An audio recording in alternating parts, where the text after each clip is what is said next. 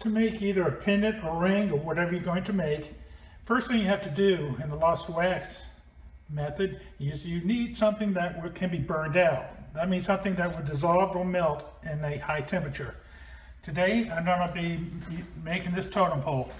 Since anybody's gone to Alaska, that would be a pretty neat thing to have. Okay. The most people will use wax. Now I'll scan down here in my wax drawer here. And here I have all different kinds of waxes, and generally it's used for carving and for spruing. I will be using some jewelry terms, which I hope could be explained later. But anyway, after you carve whatever you're going to make, like I said, now this is totem pole, you have to mount it on, this is a sprue former. Now after I mount it on the sprue former, then I have a casting ring which goes over, and later on this will become why I need to do this. So at this point it took me a day to do this, and now let's go back to the casting room and we'll pick up from there. And today I'm also going to be casting a pair of watch fobs. These your watch attaches to this, and the watch band, and you see the buffalo. Got matching pairs there, one for each side of the wrist. And this is a totem pole. And now I'm in here and I'm going to pour plaster. I'm going to be mixing plaster. And this I have to do within 9 minutes, so when I start. So I will show you parts of it, but it'll be cut in and out because once I started this process, time is ticking. Next I'm going to mix this investment with water into the 2 flasks. Now one of the flasks is 2.5 by 2.5. So that tells me right here on the chart that I need 6 ounces of the investment and 2.3 fluid ounces of pure water. The other tall one for the totem is 2.5 by 4 inch. So that's 16 ounces of the powder, the investment, and 6.2 fluid ounces of water. I'm just going to mix those two together, and so that's going to give me 26 ounces of the investment and 10.2 ounces of water. And I'm going to go ahead and mix and weigh it up now. Now that I have the investment weighed out and I have my water measured, and with spatula I have it on, and I'll mix them together. You always mix the powder to the water, and I have a vibrator that's going to help mix it and also get the air out. And once I start, I have 9 minutes after I got still and vacuum this, then pour it in the flask, and then vacuum the flask, and I'll show a video of each portion. But I'm going to set the camera down. I'm here alone, and I'll just try to video some of it as I go. Okay, like I said, I have 9 minutes. Okay, after I mix the investment, I put it in the vacuum chamber here, and what it'll do is pour the air out of the investment. And as you see, it'll actually raise the investment up about 3 inches.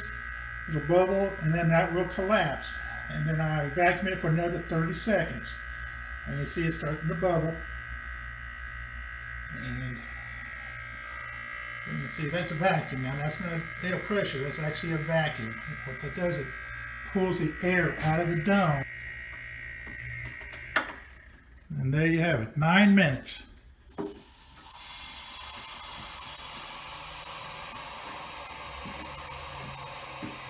Now go ahead and release the pressure. Now these got to sit for an hour. Let the investment set up. And then after here, we take it over and put them into the furnace. That's next. Okay, the investment now has set up for an hour.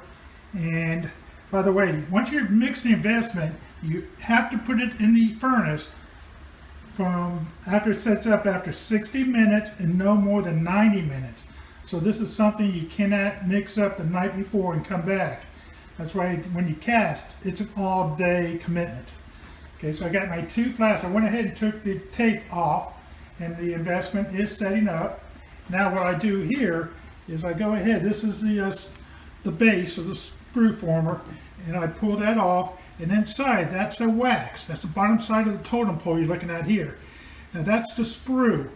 Whenever I spin the sterling silver into, which by the way, both of these will be sterling, this is where the silver will enter the flask. This here's the flask. Now, So I'll go ahead and I'll put it in the furnace.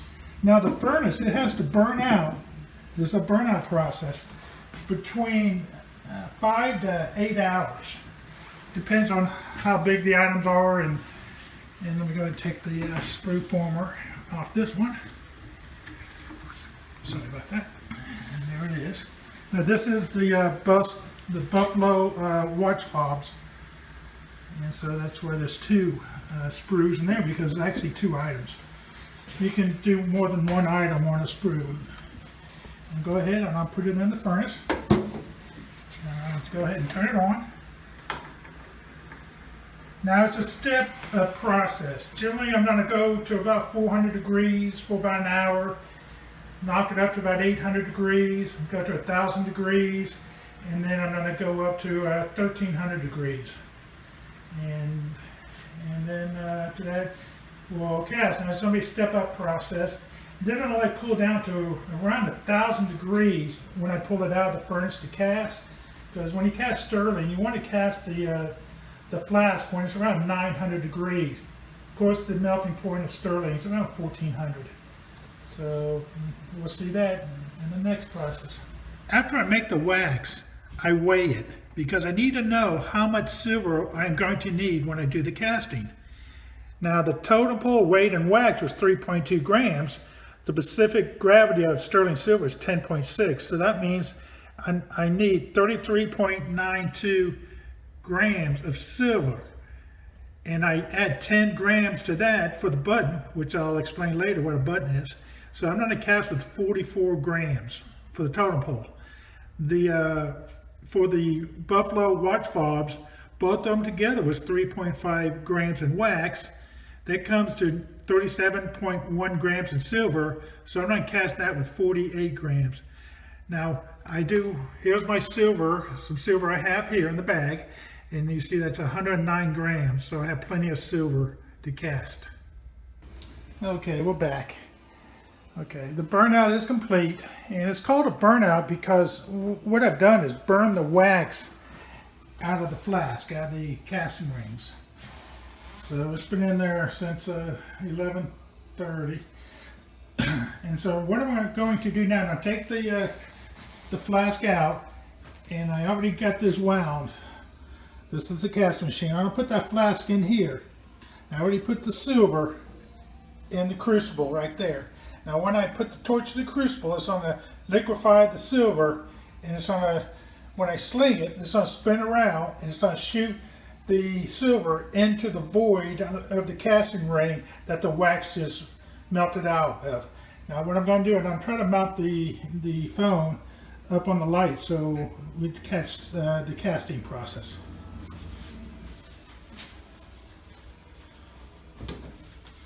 Okay, I'm taking the large casting ring out. This one has the totem pole. So you see there's no more wax in the hole there. Now, right now this is about 1,000 degrees. So this is how I do it, and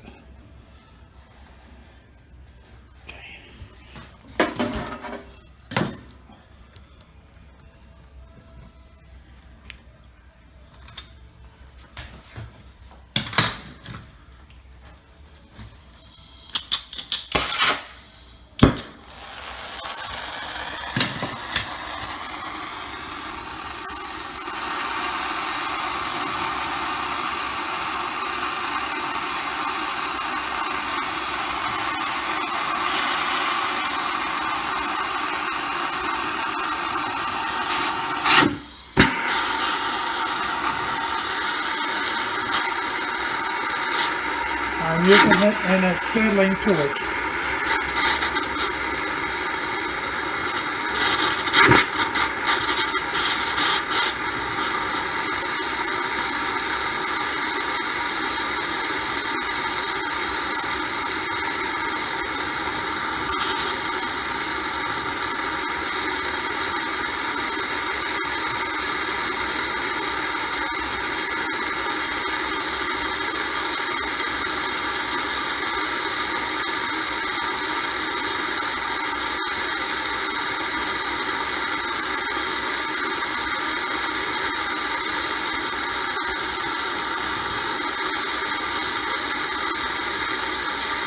this point, it's kind of like watching water boil.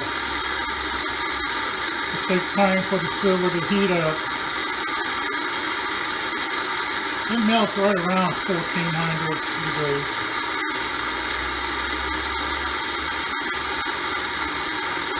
A large piece in there right now.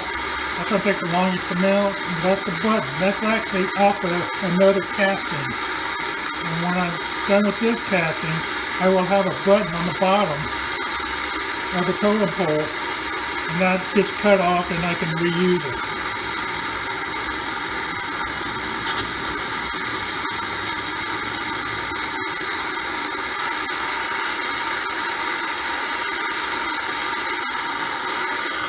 It's starting to melt now.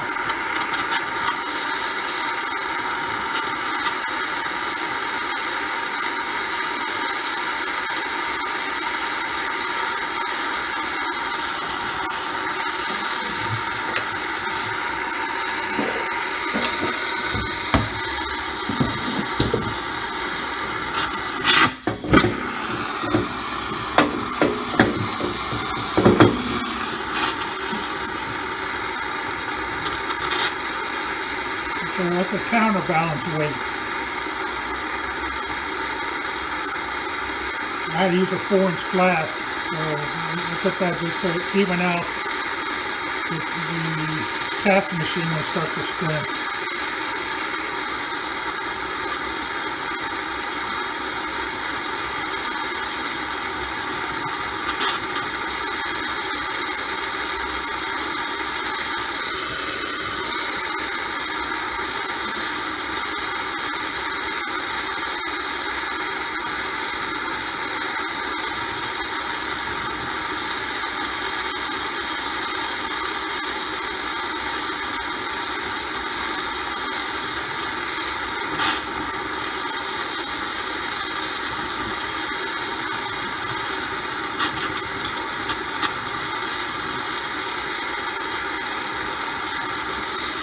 It's getting to be a liquid state now. This is a carbon rod. What this does is take any impurity that may be in the metal out. It's a pure sterling's 92.5, pure silver and 7.5% copper. So it makes it. So that's why sterling is either staying sterling or 925, which that's actually 92.5%. I'll let you know that it is sterling. Okay, ready to go.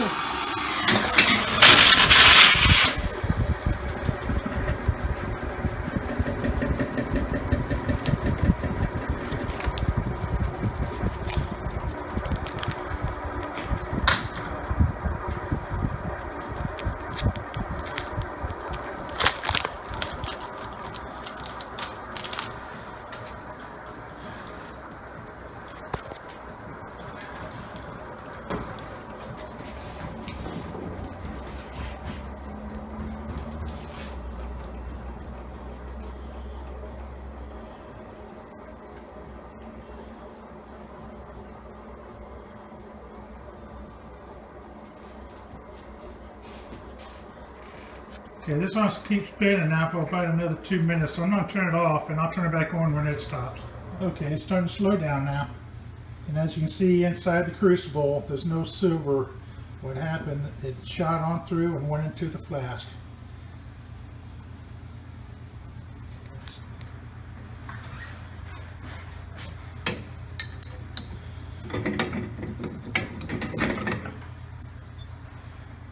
And that's the button. That's where the silver went into. And I'll go ahead and take this over to my other desk here. It's my polishing, and it's right by the sink. So now that has to sit for 6 minutes to let the silver solidify inside the flask. And then after that, we're going to dunk it in water, and the investment will dissolve off, and then there'll be a rough casting after that. While this is setting, I'm going to go ahead and cast the buffalo watch. Okay, I just cast the other flask, Now I'm going to go ahead and quench this in water. It's been sitting out here about 6 minutes. So I'm going to bring it over here to the sink where I keep a bucket of water.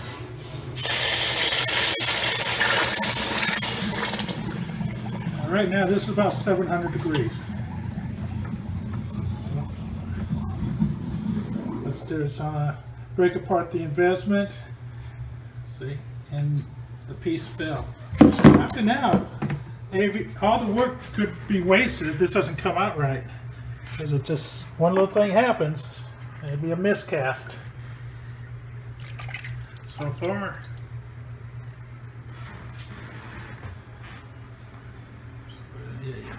So far, it's looking good.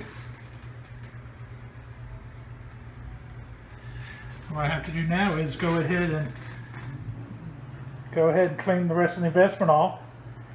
Then I'll pickle it, which put it in acid, and that's get the fire scale off. That's why it's so dark, it's fire scale. And then I'll go ahead and start polishing it. Actually, up to now, this is about halfway done. Half of it is polishing and getting it shiny.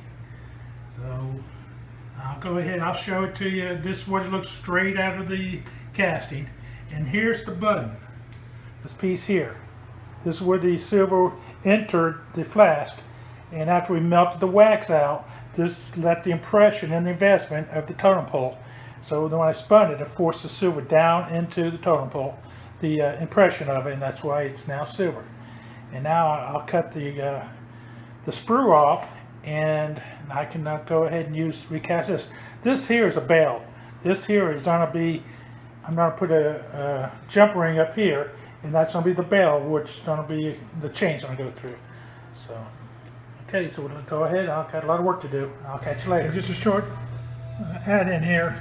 The watch fobs came out perfect also. Here they are. So they're both buffaloes. Now this will attach up to the watch, and the watch band would be attached to the bottom. It's time to put these in the pickle.